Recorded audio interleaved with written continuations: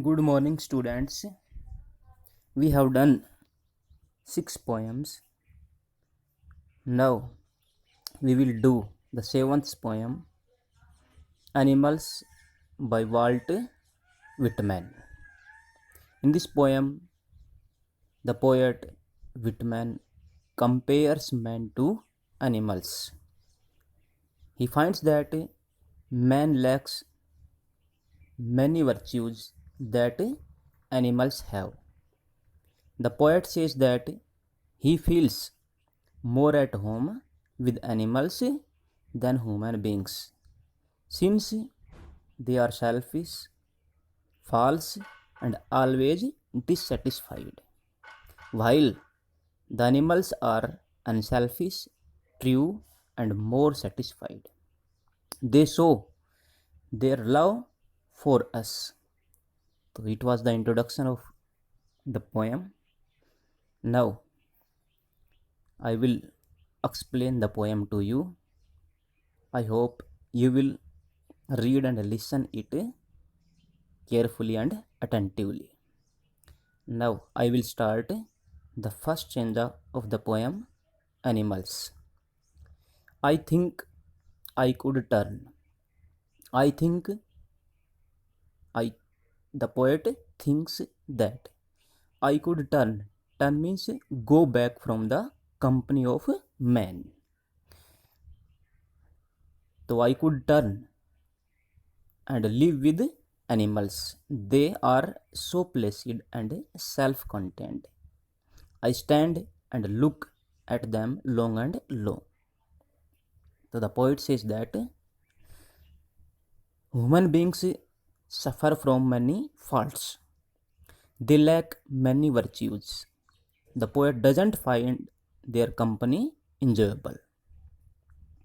Then he thinks that I should turn off the human beings, and he expresses his wish to live with animals because they are they means animals are so many very much placid.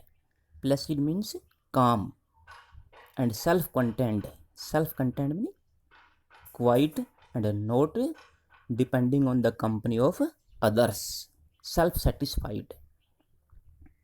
The poet wants to live with animals because they seems the poet they seem the poet calm and peaceful and self-content.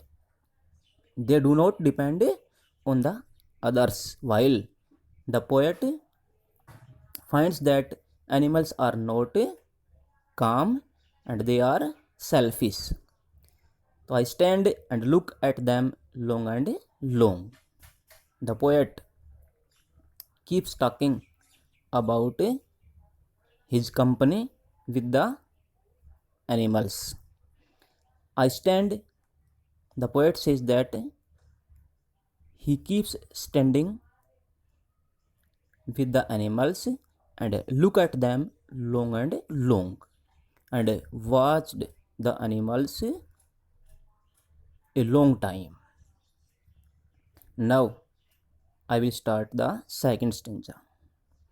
They do not sweet and whine about their condition. Sweet, sweet means to perspiration, to perspire, and whine, whine means grumble about their condition situation. So they means here animals. The poet compares animals with a human being and says that animals don't remain in a state of anxiety. They do not sweat for earning more and more money like human beings, and they do not complain, grumble about their condition. They are satisfied in their own condition. They do not think about the other animals condition and do not want to get the higher condition than their own. They do not lie awake in the dark. The poet further says that they means animals do not lie awake. So they do not lie awake in the dark. Dark means night. The poet says that animals do not lie awake till late in the night and weep for their sins, and weep to cry for their sins, and they do not weep or cry for their misdeeds, for their bad deeds, for their sins. They are self-contented and they do not the sins in their life. They remain pure. They do not harm anyone else in their life. So they do not repent for their misdeeds at night. They do not make me sick discussing their duty to God. They means animals do not make me. Me here means the poet. Sick, filled with disgust. By discussing their duty to God. The poet says that the animals do not make me upset, make me angry by discussing their duty towards God, such as human being boast of their duties which they have done for God. They usually boast about their offerings, about their donations, about their pilgrims, which they do to please the God. Now I will start the third stanza. Not is dissatisfied. Not one is dissatisfied. The poet says that all animals are satisfied. Like human being, there is no even one animal that is which is dissatisfied. They are all satisfied in their situation, in their condition in which they are living. Not one is demented with the mania of owning things. Not one here, not a single animal demented means mad, extremely upset with the mania means an extremely abnormal desire of owning things. The owning, possessing things mean things, goods. The poet says that there is not even one animal who is mad about owning things.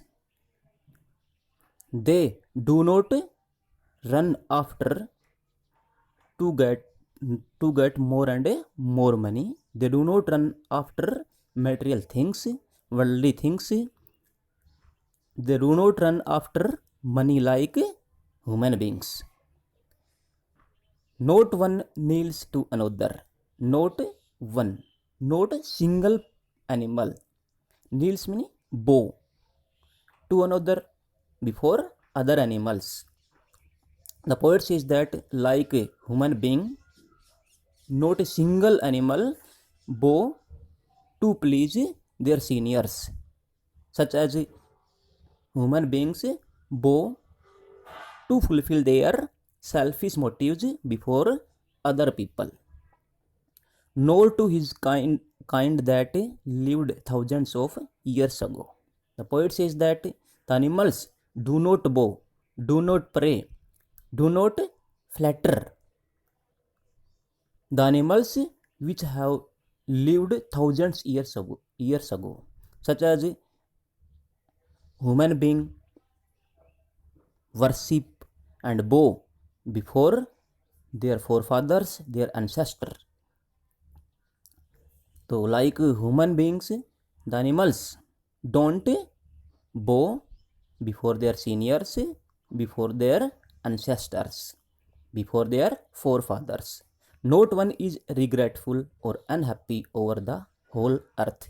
The poet says that not a single animal is not regretful, is not regretful, repentful, or unhappy over the whole earth. The poet says that all the animals on the earth do not repent or do not remain unhappy over the whole earth. Over the whole earth, all the animals are happy and they do not repent for their deeds, because they do not do any misdeeds towards other animals in their life. So they all remain happy on the whole earth. Now I will explain the last and fourth stanza. So they show their relation to me. The poet here compares the animals with himself. The poet is also happy, calm and contented like animals. So here he presents a similarity between himself and the animals. So they show their relation to me. The poet says that the animals are related to me. They have a relation with me and I accept them. And the poet says that I accept their relation because I have those virtues, those qualities which the animals have. They bring me tokens of myself. Tokens means sign. The poet says that animals show me the signs of my own virtues, my own qualities, and my own way of life. They evince them plainly in their possession. They hear animals. Evince means so clearly. Evince so clearly. Them virtues, qualities, plainly meaning clearly in their possession. The poet says that the animals clearly shows the qualities of mine, clearly shows the virtues of mine. It seems that they are related to me. They have a old relation with me. I wonder where they get those tokens. Then the poet surprise where they get those tokens, signs. The poet surprise after watching, after observing the qualities of himself in the animals, and he expresses his wonder, expresses his surprise when he finds the virtues of himself, the qualities of himself in the animals. Did I pass that way few times ago and negligently drop them? The poet himself answer this question. From where they have got the virtues, qualities of the poet himself. The poet himself says that perhaps I pass that way who times ago, long time ago. And negligently, carelessly, drop them, those qualities. The poet says that maybe I passed the way of animals and I carelessly dropped, left the virtues of happiness, self-content, virtues of happiness, self-content, and good deeds among the animals. And the animals lovingly, happily adopted those qualities of mine when I carelessly dropped those virtues, those qualities among the animals. So students, I have explained you the poem Animals. I hope that you have got it, and try to read it yourself also. Thank you, student.